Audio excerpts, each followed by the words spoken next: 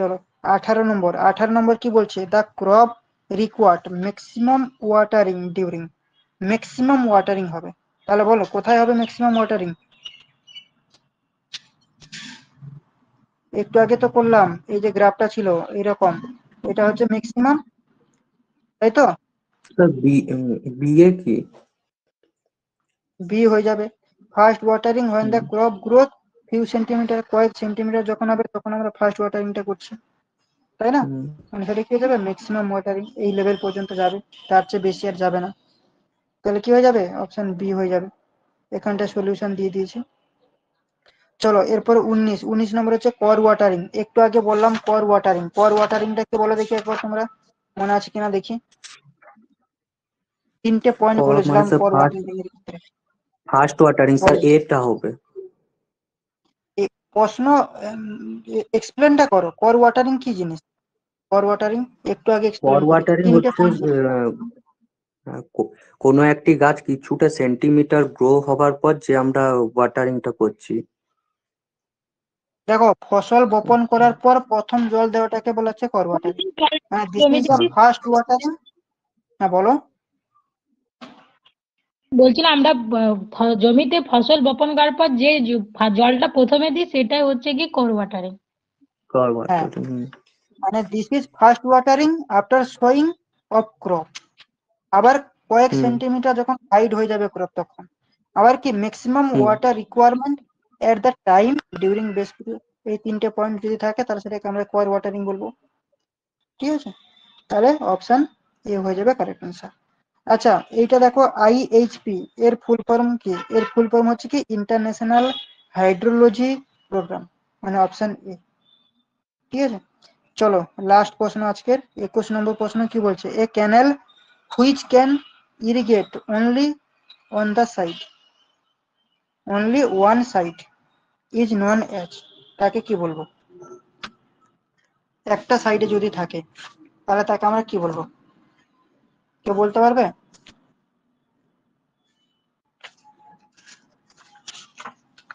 এটা করাইনি, তোমাদেরকে বলে দিচ্ছি, মোস্ট ইম্পর্টেন্ট কিন্তু এটা।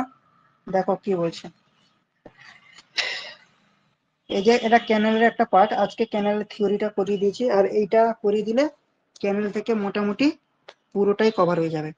দেখো ক্যানেল কিন্তু 3 রকমের, একটা হচ্ছে কি সাইড স্লোপ ক্যানেল, এটা হচ্ছে কি 1 নম্বর হচ্ছে সাইড স্লোপ ক্যানেল, দ্বিতীয়ত হচ্ছে কি কন্ট্যুর ক্যানেল, তৃতীয়ত হয়ে যাচ্ছে আমাদের ওয়াটার শিট ক্যানেল। আচ্ছা যেটা ওয়াটার শিট ক্যানেল সেই ক্যানেলটাকে আমরা আর কি ক্যানেল বলি, রিচ ক্যানেল বলা হয়। এই টার্মটা কি শুনেছো, রিচ ক্যানেল আগে শুনেছো? রিচ ক্যানেল, যেটা রিচ ক্যানেল সেটাই হয়ে যাচ্ছে আমাদের ওয়াটার শিট ক্যানেল।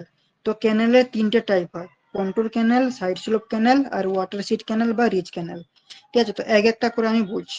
দেখো এই ধরে রয়েছে আমাদের রিভার, রিভারটা এইভাবে বলছি, ঠিক আছে? রিভার থেকে আমি কি করলাম না কন্ট্যুর রয়েছে এখানটা, এইভাবে ধরো আমাদের রয়েছে কন্ট্যুর, দুদিকে রিভারের দুদিকে এইভাবে কন্ট্যুর রয়েছে, ঠিক আছে? এই কন্ট্যুর থেকে এখানে আমি কি করলাম না একটা ক্যানেল তৈরি করলাম, যে ক্যানেলটা তৈরি করে আমি এর এভাবে তোমার কি করলাম না অ্যাপ্রক্স একটা 90 কন্ট্যুরের সাথে অ্যাপ্রক্স একটা 90 ডিগ্রিতে আমি টানলাম, মানে দেখো এইটা রয়েছে কি কন্ট্যুর আর এইটা রয়েছে আমাদের কি ইয়ে, তাহলে এইটা হয়ে যাচ্ছে কি অ্যাপ্রক্স একটা হচ্ছে কি 90 ডিগ্রি, অ্যাপ্রক্স কত 90 ডিগ্রি, ঠিক আছে? তো এইটা যদি হয় অ্যাপ্রক্স যদি 90 ডিগ্রি হয় তাহলে সেটাকে আমরা কি বলবো, সাইড স্লোপ ক্যানেল। তাহলে সাইড স্লোপ ক্যানেল কি জিনিসটা বোঝা গেছে? কন্ট্যুর গুলোর সঙ্গে অ্যাপ্রক্সিমেট যদি 90 ডিগ্রি অ্যাঙ্গেল যদি হয় ক্যানেলটা, তাহলে সেই ক্যানেল গুলোকে আমরা কি বলবো, সাইড স্লোপ ক্যানেল।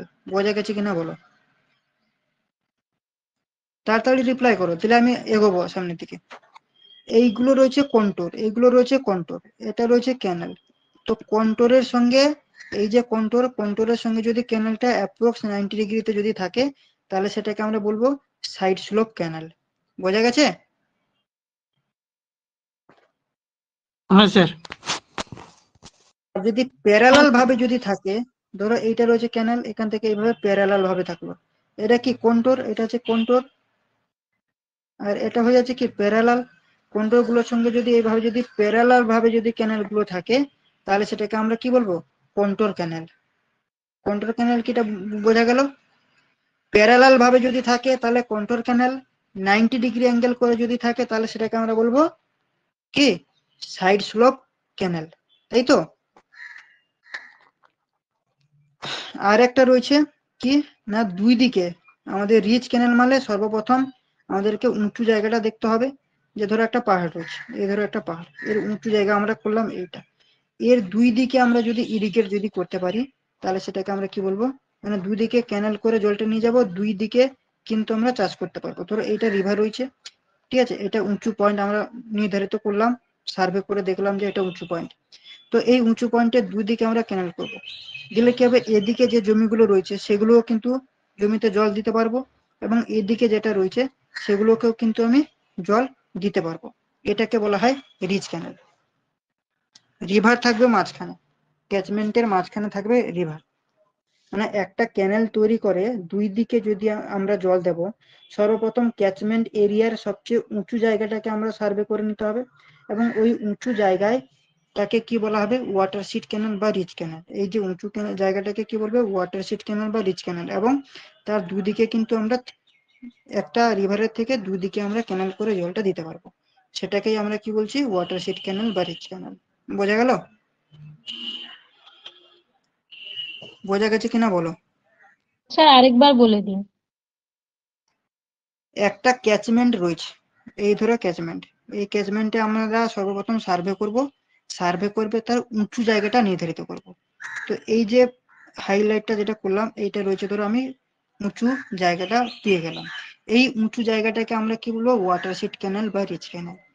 এই উঁচু জায়গাটা নির্ধারিত করে আমরা যদি দুই দিকে যদি সার্ভে মানে ক্যানেল যদি করি, তাহলে ডেফিনেটলি উঁচু থেকে নিচুতে জলটা সাপ্লাই হতে পারবে। আর উঁচু জায়গা থেকে আমরা যদি দুই দিকে যদি দিতে পারি, তাহলে এই যে রিভারটা থাকলো বা উঁচু জায়গা, এই উঁচু জায়গার এই পাশে যত জমি রয়েছে সেগুলো আমরা জল দিতে পারবো, এবং এ সাইডে কিন্তু এ সাইডেও কিন্তু জল কিন্তু আমরা দিতে পারবো। মানে দুই দিকে কিন্তু আমরা জলটা সাপ্লাই করতে পারছি একটা নদী থেকে। সেটাকেই আমরা বলবো ওয়াটার শিট ক্যানেল বা রিচ ক্যানেল। বোঝা গেল? হ্যাঁ স্যার। শুভজিৎ, বুঝতে পেরেছো?